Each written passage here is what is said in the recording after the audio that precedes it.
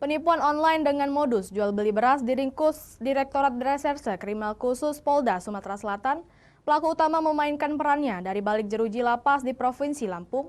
Pelaku memanfaatkan tunangannya hingga korban mengalami kerugian 85 juta rupiah. Kedua pelaku US 31 tahun dan FR 46 tahun merupakan warga Teluk Raya, Kecamatan Teluk Betung, Bandar, Lampung. Keduanya ditangkap Direktorat Reserse Kriminal Khusus Polda Sumatera Selatan.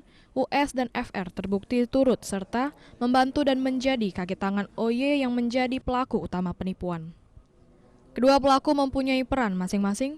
Pelaku FR sebagai pemilik rekening, penampung dan mendapat keuntungan, sedangkan US wanita cantik ini perannya sebagai penghubung dan mencairkan rekening dengan mendapatkan keuntungan.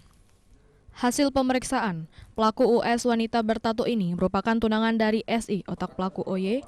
Otak pelaku OY 24 tahun, kini masih mendekam dalam sel tahanan salah satu lapas di Provinsi Lampung dalam kasus pencabulan. Modus para pelaku melakukan penipuan online modus jual beli beras. Korban yang percaya mentransfer uang ke rekening pelaku, tak tanggung-tanggung korban mengalami kerugian total 85 juta rupiah. Dia lepas dari penjara dia langsung tunangan, Mbak ya. Berarti ada niat, Mbak ya? Orang tuanya udah datang ke rumah. Ngumpulin uang itu berarti niatnya untuk kawin itu juga ya? Saya nggak tahu tujuannya. Yaitu inisial US dan F, kemudian satu lagi OY, itu ada di lapas. Ternyata ini jaringan lapas. Ini pelaku OY ini menipu korban ini di lapas.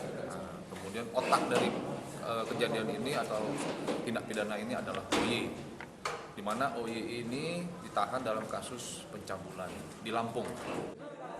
Dari Palembang, Firdaus, iNews melaporkan.